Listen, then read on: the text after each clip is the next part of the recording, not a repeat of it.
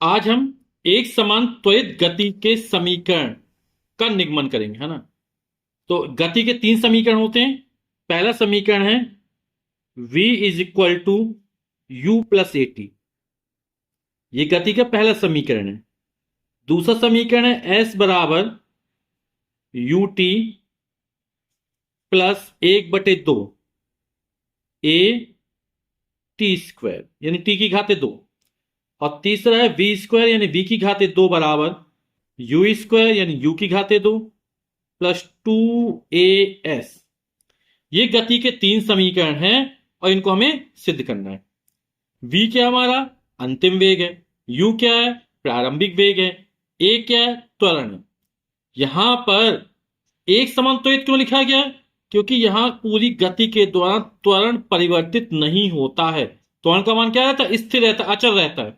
ठीक है, तो हम मानते हैं कि माना कि कोई कण u प्रारंभिक वेग से चलना प्रारंभ करता है, यानी कि समय का वो जीरो से स्टार्ट किया है ना। u प्रारंभिक वेग से चलना प्रारंभ करता है, स्मॉल टी समय पश्चात उसका अंतिम वेग v हो जाता है ना। गति के दौरान उत्पन्न त्वरण स्मॉल a है और पिंड के द्वारा चली गई दूरी s है। अब हम गति का प्रथम समीकरण v equal to u plus a t का निगमन करते हैं ना। तो आप लोग जानते हैं कि त्वरण किसे कहते हैं? वेग परिवर्तन की समय दर को त्वरण कहते हैं। यानी त्वरण बराबर क्या होता है? वेग परिवर्तन बटे समय अंतराल। तो त्वरण बराबर वेग परिवर्तन बटे समय अंतराल लिख दिए या लिया गया समय लिख दीजिए। ठीक है, वेग परिवर्तन प्रारंभिक वेग कितना था? u था। बाद में वेग क्या हो गया? v हो गया। तो ये क्या वेग परिवर्तन हो गया ना, कि अंतिम वेग में से प्रारंभिक वेग घटा दो तो वेग परिवर्तन निकल आएगा। तो वेग परिवर्तन कितना हो जाएगा? v माइनस यू, अंतिम वेग माइनस प्रारंभिक वेग।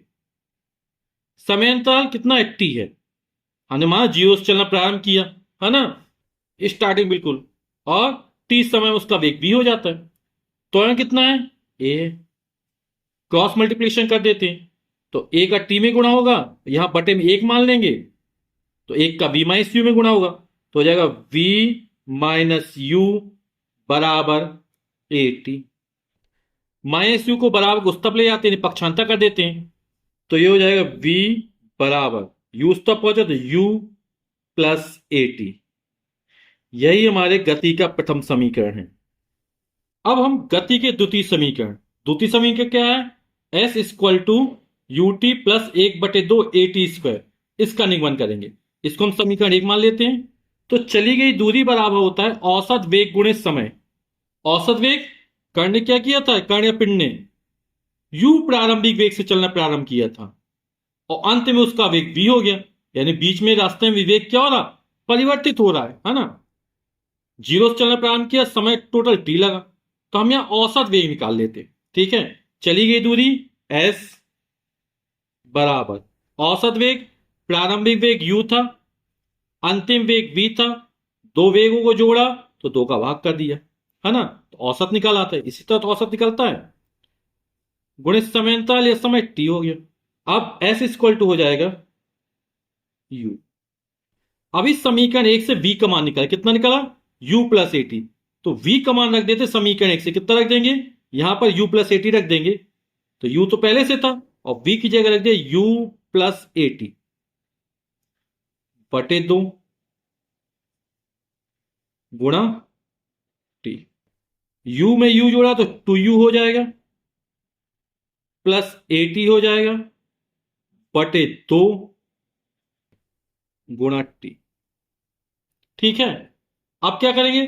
बटे में 2 है, दोनों में 2 का भाग कर देंगे तो 2u में 2 का भाग जाएगा यानी 2u/2, तो 2 से 2 कट जाएगा तो बचेगा u प्लस, इसमें तो है नहीं कुछ, तो इसमें 1/2 इस तरह लगा देते, 1/2 ए टी गुणा टी। ठीक, इसमें 2 से भाग दिया तो 2 से कट गया, u बचा। यहां पे नहीं तो बटे में 2 लगा दिया। अब यहां टी का अंदर गुणा कर देते तो हो जाएगा यू टी प्लस 1/2 ए, और टी में टी का गुणा होगा तो टी की घाते 2 हो जाएगा। तो एक गति का दूसरा समीकरण प्रूफ हो गया कि s equal to u t plus 1/2 a t square t की घाते 2। अब हमें गति का तृतीय समीकरण को सिद्ध करना है ना। तो गति का जो प्रथम समीकरण v is equal to u plus a t, इसके दोनों पक्षों का वर्ग कर देते हैं, क्योंकि जो तृतीय समीकरण है उसमें क्या आता है वी स्क्वायर बराबर you square plus two a S. तो क्या करेंगे, समीकरण एक के दोनों पक्षों का वर्ग कर देते हैं। तो समीकरण एक के दोनों पक्षों का वर्ग करते हैं तो v का वर्ग करेंगे तो वी स्क्वायर हो जाएगा, और यहां पर u प्लस ए टी पूरे का वर्ग हो जाएगा।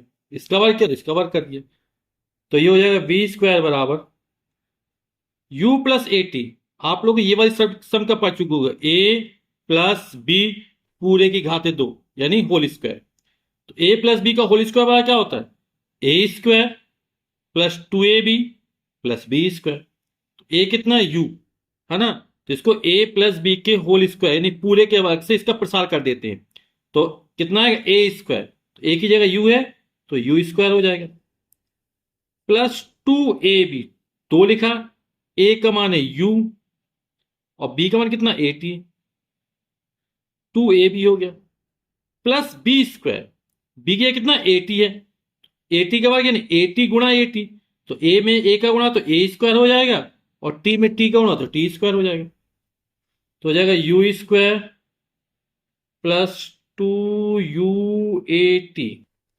हम इसमें क्या करते, 2 का गुणा करते 2 का भाग कर देते, क्यों करते वो आप आगे समझ जाएंगे, इससे कोई फर्क नहीं पड़ेगा।